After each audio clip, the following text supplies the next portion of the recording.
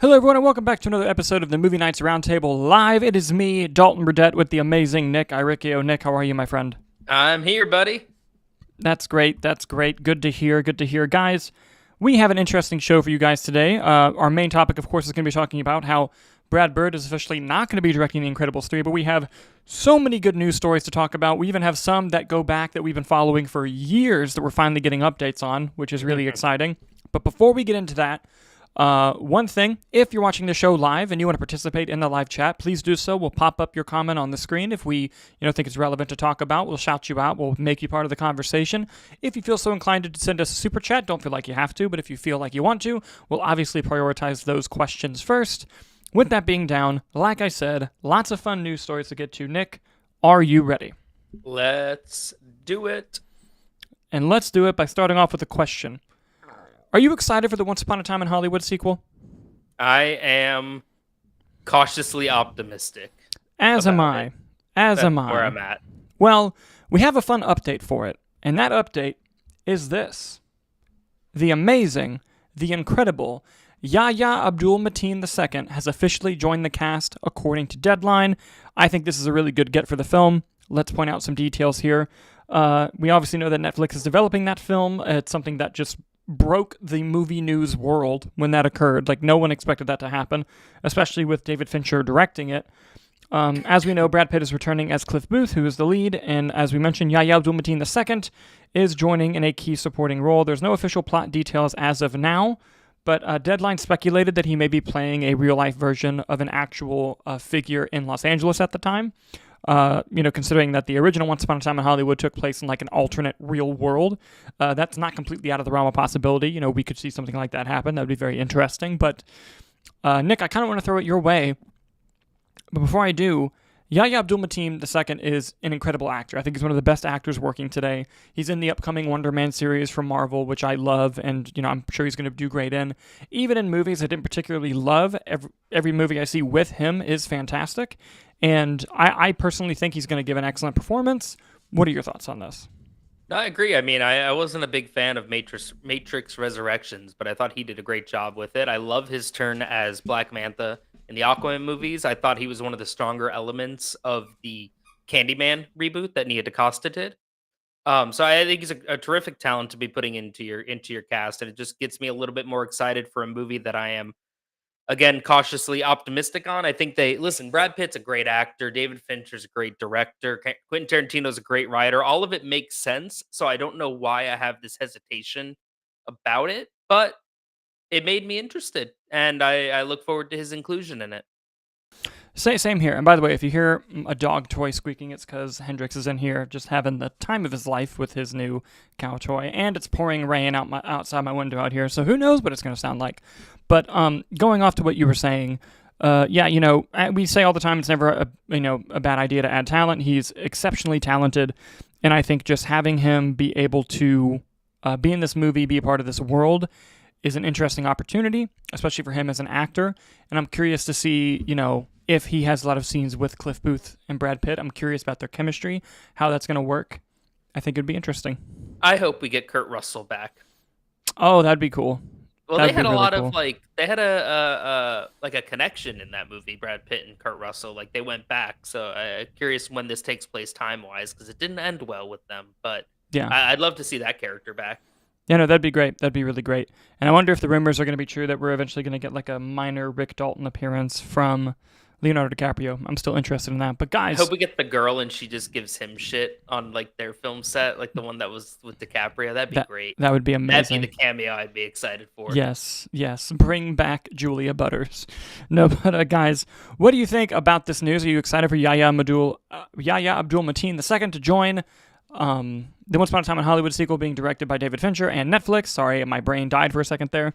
Let us know in the comments as we move on to our next news story. And this next one really came completely out of nowhere. And it's an exclusive to the Jeff Snyder newsletter, and it involves... so. Huh? Fittingly so. How peculiar. Yes, correct. And it involves an IP that a lot of people should be familiar with. That IP is the Twilight Zone. Do you like the Twilight Zone? I do. I grew up watching a lot of the individual, like the old school one. And I Same. really enjoy it. I mean, it's kind of like one of those things where it's like, man, the ones that suck, but the ones that are great are just some of the best things you've ever seen. Yeah. I never got a chance to watch the one Jordan Peele did Same. recently. Same. I never watched it I either. wanted to, but I just never. I think it was on like what was it like CBS's streaming service or something. Yeah, it eventually became like Paramount Plus. Yeah. Yeah. So it's out there. My threshold was not getting CBS Plus or whatever. Yeah, true, true. But we have news about the Twilight Zone. There's going to be a new Twilight Zone movie. That's very exciting. But it's not just that we're getting a new Twilight Zone movie. We know the director of that film. The Twilight Zone movie will be directed by Ben Stiller. This is very exciting. It's going to be produced by Leonardo DiCaprio's company, Appian Way. It's described as a grounded thriller with classic Twilight Zone energy, and it's the first Twilight Zone movie adapted since 1983. Again, this comes from the Insider newsletter. Of course, the original Twilight Zone movie was one of the biggest tragedies that's ever happened on a film set with the death of Vic Morrow and the young kids on the film. It's a very infamous story, so a lot of people have just been kind of hesitant to do it again, but hey, looks like it's time for a reboot. Ben Stiller is somebody who is known for being a nice person and, to take care of their talent. So I think it's a safe bet to assume that he's not going to put up with, blatantly dangerous things like that happened on that original set. I'm very interested by this choice. He's clearly had a lot of success with Severance on Apple TV. He's really been flexing his directing muscles there. He also, I think it was about 10 or so years ago, he directed the remake of The Secret Life of Walter Mitty, which has since then gained like a kind of like a cult status amongst like newer film fans, of people being really big fans of that movie. And I think that seeing him do this is an interesting career move. I think it shows that he's trying to flex his muscles even more and get out of his comfort zone and do something very interesting. And I'm fascinated by this. And I think that my curiosity is piqued a lot more than I thought it would be. How are you feeling about it? No, I fully agree. I think that Ben Stiller's a terrific director. I mean, Severance is basically a Twilight Zone plot, I feel like, to an extent. I love The Secret Life of Walter Mitty. I think that's a fantastic movie. I mean, he even directed Tropic Thunder. I mean, he's a great director, and I think he is someone that is very attuned to kind of what's going on culturally, the current cultural climate, the current pop culture zeitgeist, and knows how to take advantage and play into that. So I think that he is an excellent choice to come in and try to revive and refresh what the Twilight Zone could be. Yeah, no, I agree with everything you just said. Do you know what the plot of the original was? Like, how does that work structurally? Is it just one episode that's just kind of longer? No, so the original movie was directed by 4 different people, and it was like 4 stories in one movie. And they each got like a story. Like, there was like a horror one, there was a thriller one, there was like a hopeful one. I think there were 2 horror ones, 1 thriller one, and 1 like hopeful, spirited one. Mm-hmm. And they all like directed the movie together. Steven Spielberg was one of them. John Landis was one of them. It was a ton of 80s people. But the accident with Vic Morrow in that sequence of that story really caused a rift between a lot of them, because they all directed together because they were all like familiar with each other and friends, but like it caused a huge rift amongst them because of how it was handled and everything that happened there. And just for those that don't know, I'll go into it briefly. There's a sequence in the first story of the Twilight Zone movie from the 80s where basically the journey the character is going on is he's just kind of like this really like bigoted, annoying guy who keeps saying a lot of negative things about different types of people. And then suddenly he finds himself throughout history as one of the people he was making fun of through their perspective, through their own eyes. And like that's the little episode. But it's played by Vic Morrow. But in it, there was supposed to be a sequence where he's in Vietnam. And, when he's going through these traumatic things as these people he was making fun of, he tries to save people and like realizes the error of his ways, basically. And while he's in... I think it's either Vietnam or Korea, but while he's in one of those situations, I think it was Vietnam, there was a sequence where they were being chased by a helicopter, and he has 2 young kids with him, and he's like running through a lake to escape. While they were filming that, the helicopter crashed and killed all 3 of them. It killed him, and it killed the two little children. They were under 10. And it caused like a massive lawsuit, and, a lot of blame got shifted to just I believe it was John Landis's one, where a lot of people were just like, that was really unsafe.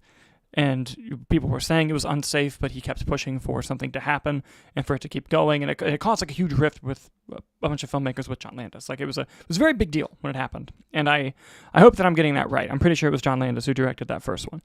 But, crazy story that happened on that set. Getting a bit off topic, I just wanted to kind of inform people if you didn't know that story. But, I hope that it's not a cursed thing and that the production of this movie goes smooth.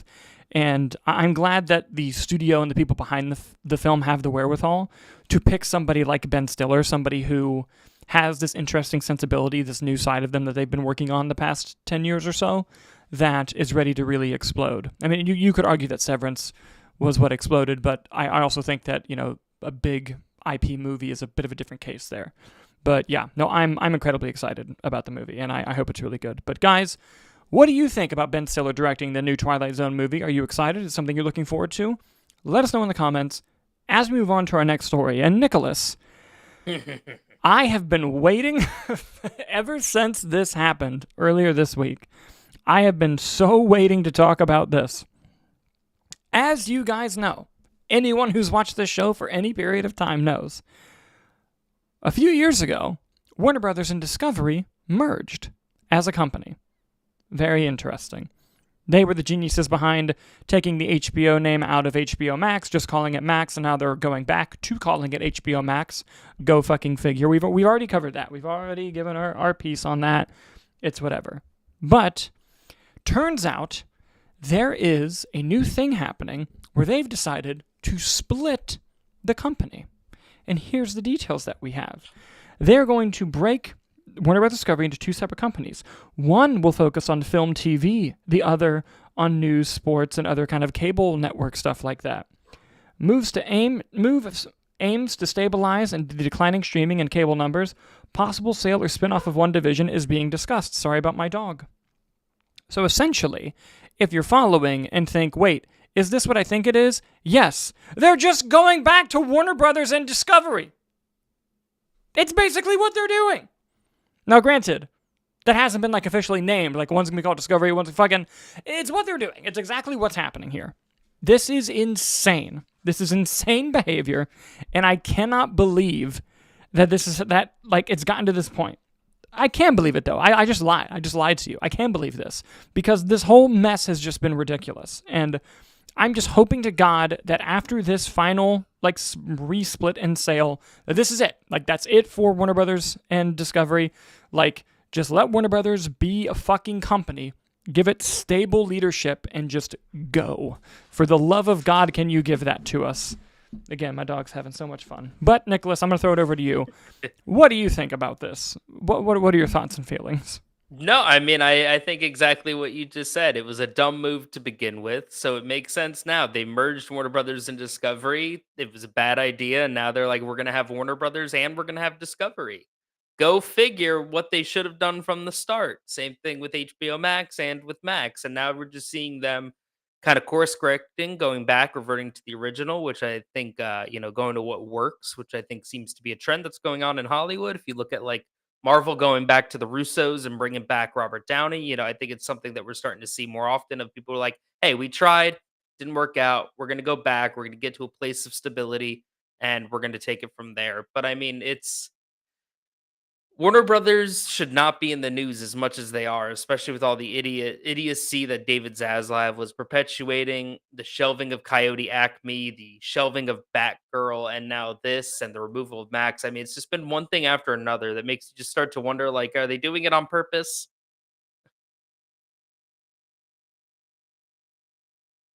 Oh, I cannot hear you. That's because I muted myself when my dog came in the room, so that's on me. But it was just one of those things where there was even talk of selling Warner Brothers altogether, which was just another whole fucking mess.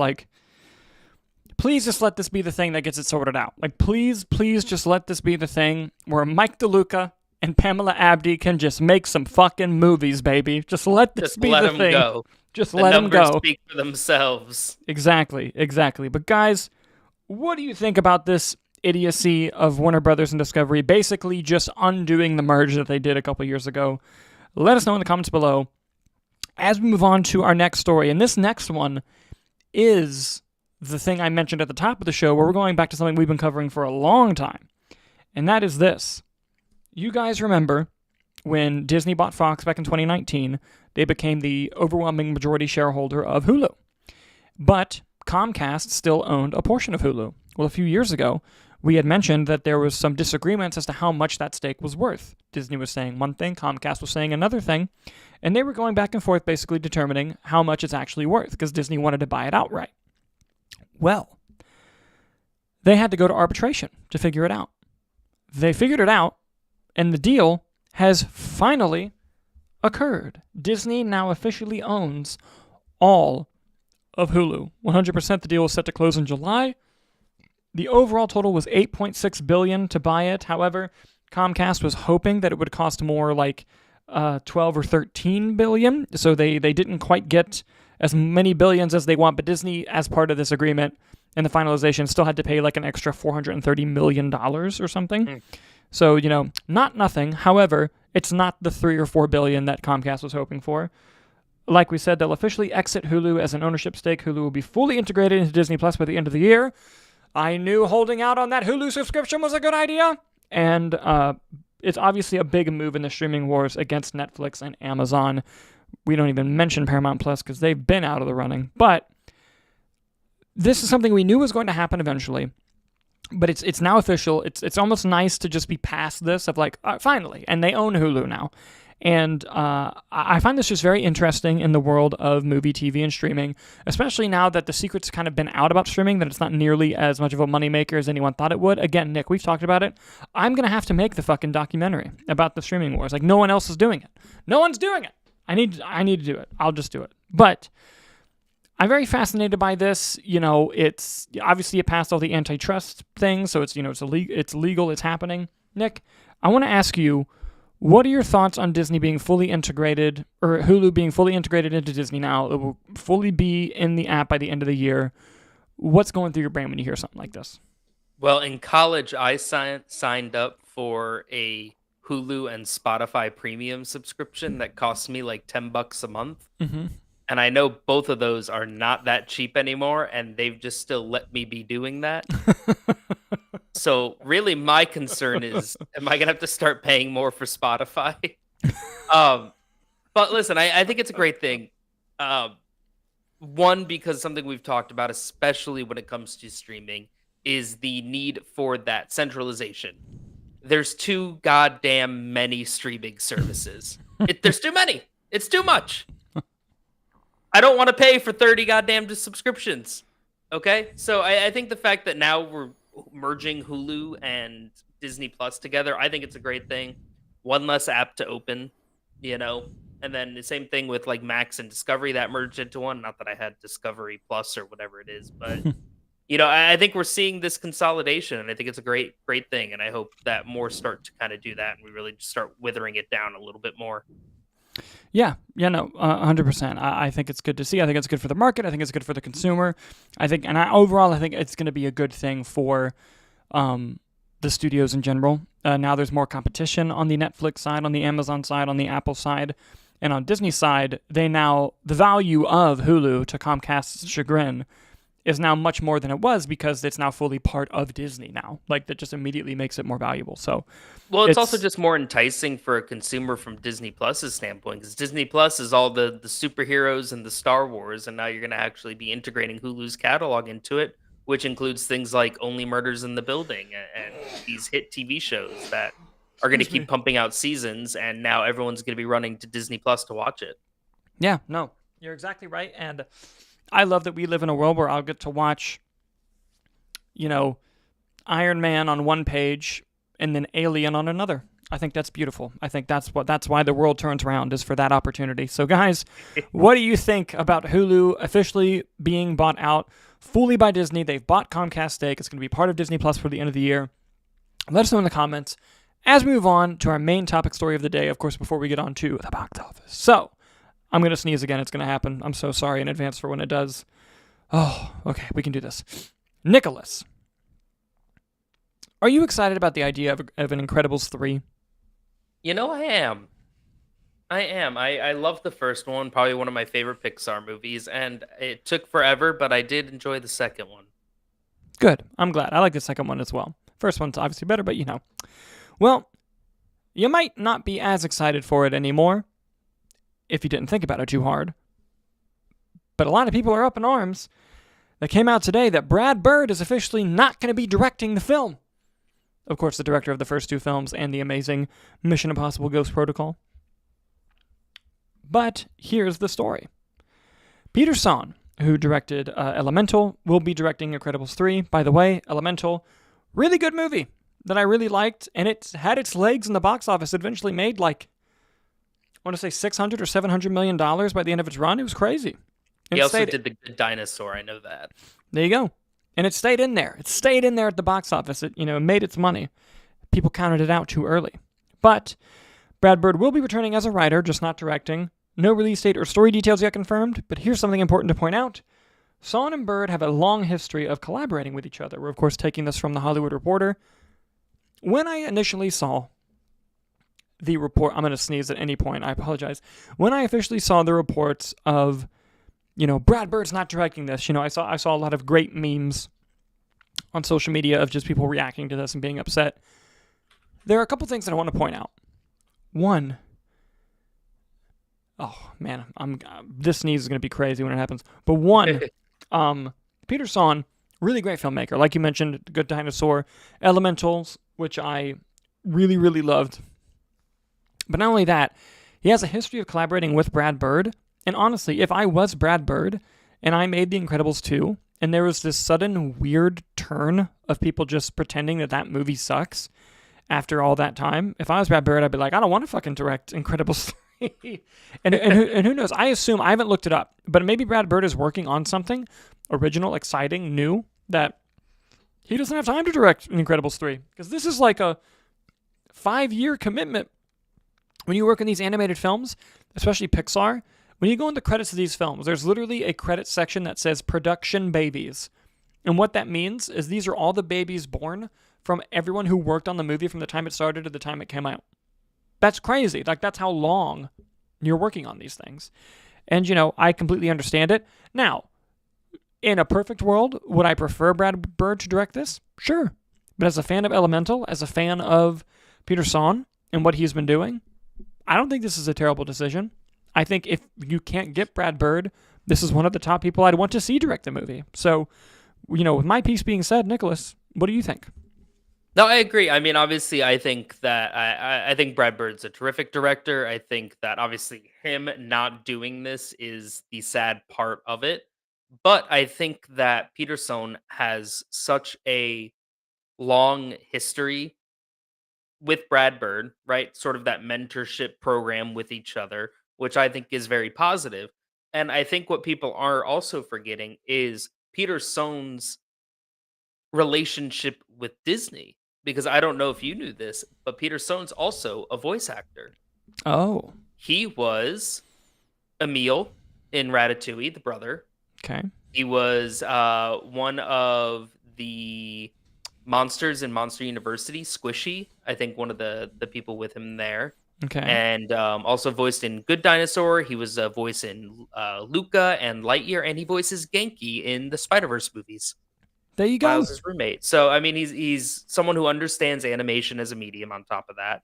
He's already directed. Was Elemental nominated for an Oscar? I think it was. Yeah, it was Best Animated Feature. Already nominated. Did it win? I don't think so. No. It was already nominated for Best Animated Feature, something directed. He has a long history working with the previous director who's writing, producing, and let's not forget the most important tidbit of this, Brad Bird voices Edna Mode. Yep. So, and the other producer involved with this, along with Brad Bird, is the person who produced Soul, one of Pixar's best movies. So I get the hesitation. I'm sad that Brad Bird is not directing Incredibles 3, but I don't think that this is sad news. I am interested. I think it's a great choice if you have anyone in that Pixar resume sitting on the bench ready to go. I think he's your guy. I think it's an excellent choice. Yeah, no, same. I agree completely. And I have a feeling he'll take the film in a new, interesting direction. And again, Brad Bird's still involved. He's still writing. He's voicing Edna, like you said. I also think it's a good opportunity for Brad Bird to look at other people within Pixar, within the company, and be like, hey, here's your shot at Incredibles. Like, I want to see what you do. We recently talked about, Sam Raimi with The Evil Dead, what we hope James Wan does with Saw, of just taking people who you see talent in, giving them your IP and going, let's see what you got. I want to see what your version of this is. If I can rattle on a little more about Peter Sohn, I also looked up his I did his voice credits. I did his directing credits there. Here's some other animation department stuff that he's worked on, also specifically with Disney. Well, I'll start off with one without. The Iron Giant and Osmosis Jones and Robots, which is a great movie. I love Robots. Yes, Osmosis Jones is amazing too. With Disney, you're looking at a story artist for Finding Nemo, an animator on The Incredibles, an animator and story artist for Ratatouille, story artist for WALL-E, story artist for Up, story artist for Brave, and story consultant for Incredibles 2. So he's already in the Incredibles realm just off of Incredibles 2. And if you look at the movies that he has touched at Pixar and Disney, some of the best I just rattled off, minus Brave, but some of the best.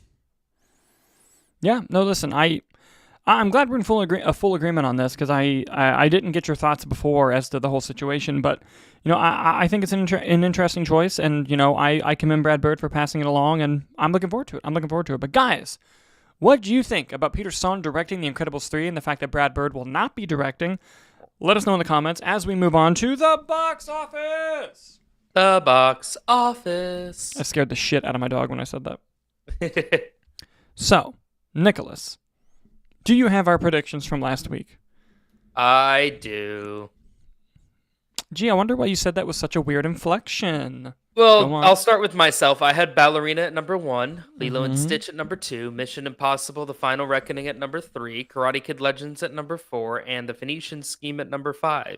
Dalton, you had Lilo and Stitch at number 1, Ballerina at number 2, Mission Impossible: The Final Reckoning number 3, Karate Kid Legends number 4, and Final Destination Bloodlines coming in 5th. And wouldn't you know it, I got him right this week. Hell yes. It never happens. Here's the proof. Look at the chart. It's color-coded and everything. Excellent job, Nicholas. Love it. Thank you. You barely got it. I don't know, man. So angry. 5th place?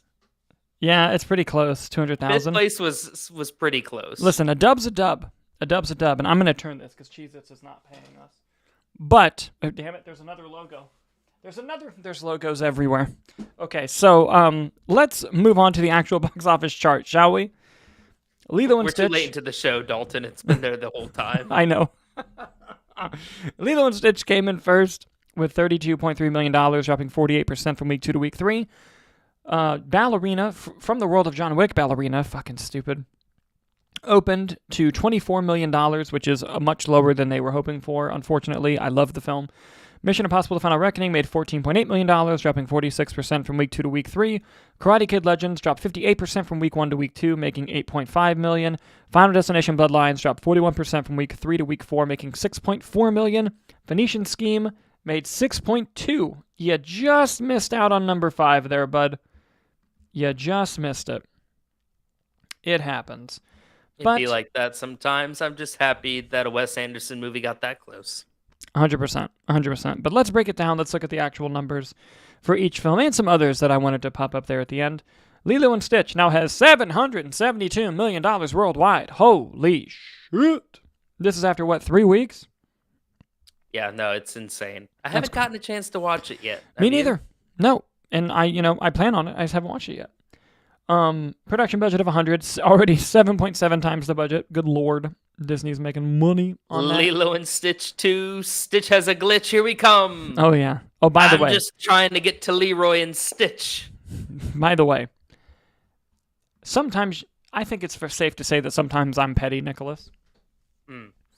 When we clipped out our predictions of the summer blockbusters and what's going to make $1 billion, what's not, I believe it was on TikTok, someone commented very aggressively that Lilo and Stitch was not going to make $1 billion.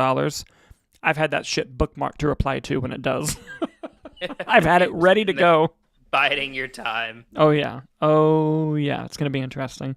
But going back to the box office, John Wick, Ballerina, has $50 million worldwide on a budget of $90, but it's too high. That is I believe, the second most expensive John Wick movie after John Wick Chapter 4. I imagine some of that budget went up just because of the reshoots that occurred on the film. But yeah, should have been made for a little bit less. However, I'm hoping that I believe it got an A- cinema score. I'm hoping that cinema score helps it and it can, not have a huge drop. But with the summer and everything that's happening, who knows? Who knows? Mission Impossible: The Final Reckoning has $450 million worldwide. And Nick, we have great news. We have the production budget back. Mission Impossible has made the $400 million it needed to just get the production fucking budget back. When you reach a franchise point that much, is that just kind of like, you know what, you've been good to us, go nuts on this last one? Or do you think that they were fully expecting $1 billion movie? I don't think they were expecting $1 billion movie. I think it was one of those things where they were committed to making the movie a certain type of way.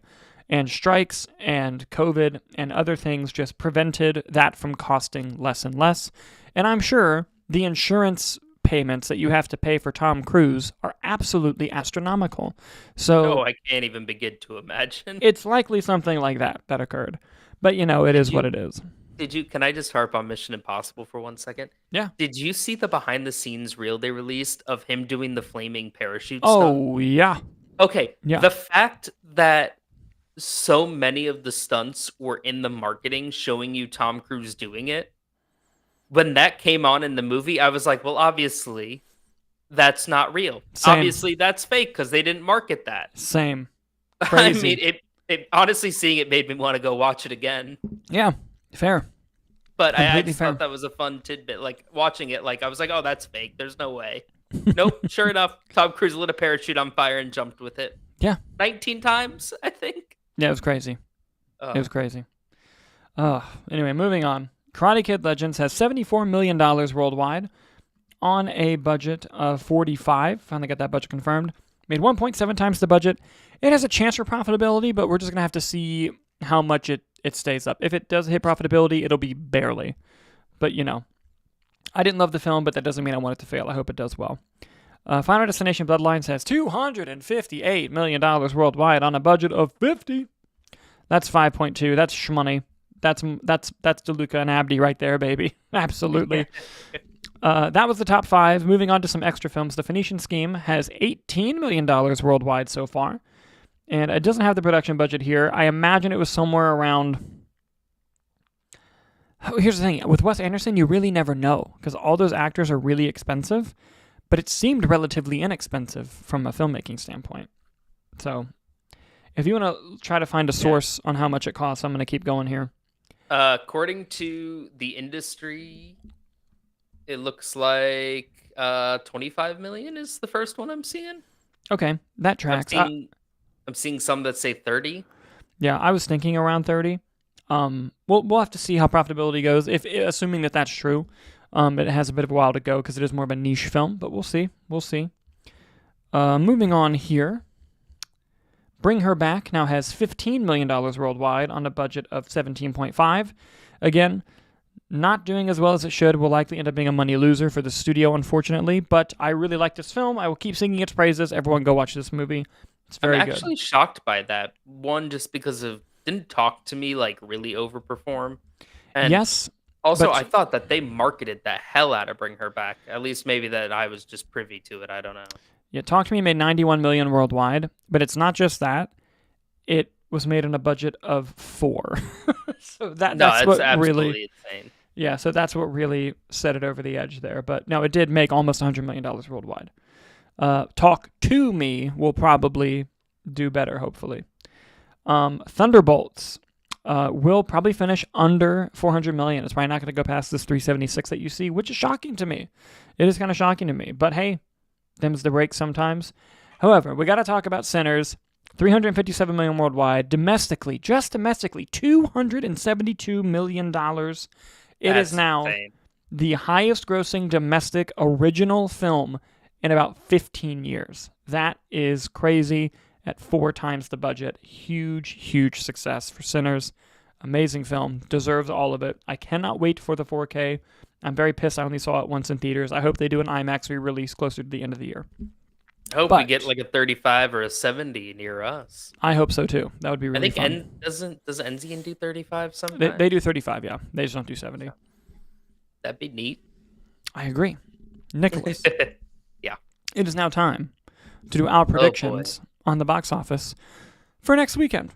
And since I won last time, I will let you pick first. What do we got? What do we got coming out this week? This week Is anything? Well, I know How to Train Your Dragon. Materialists? How to Train Your Dragon, Materialist, and Life of Chuck. Oh, man. Okay, I'm going to go How to Train Your Dragon. Number 1. I think that's pretty safe.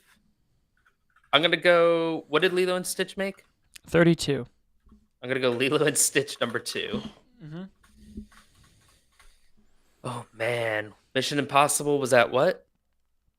14. 14? Oh, man.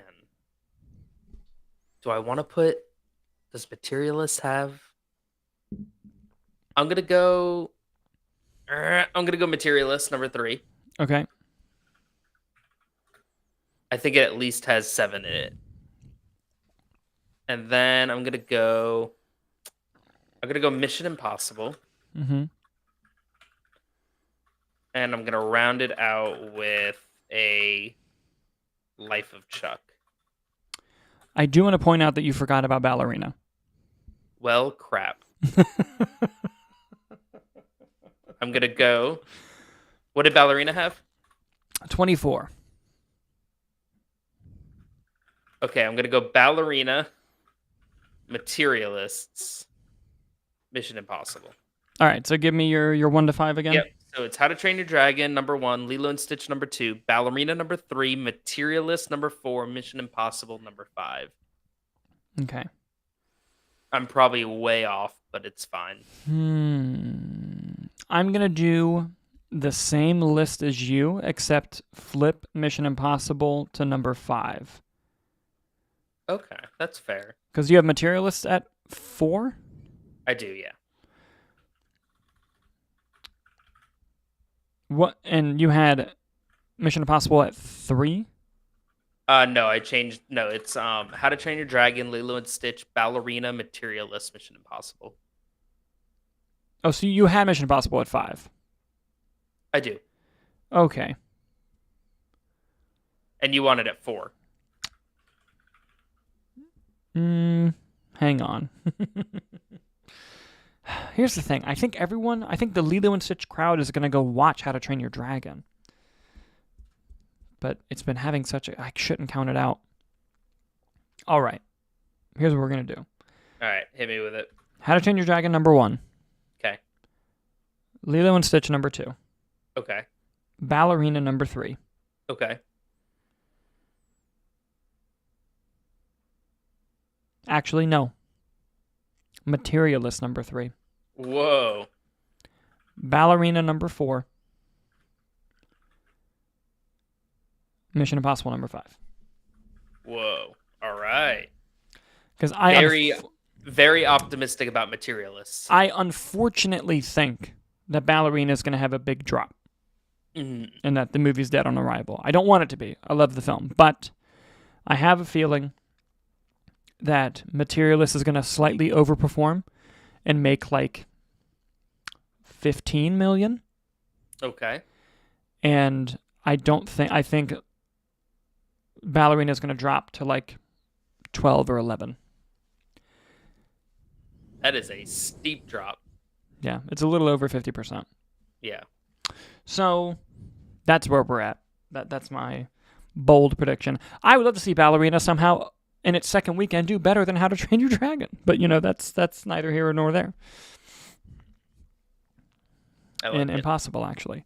But yeah, that'll do it, guys. Those are our predictions. And guys, if you have predictions for the box office next week, leave them in the comments section. If you're right, we'll shout you out on the next episode. As always, guys, thank you so much for watching, and we'll see you on the next one.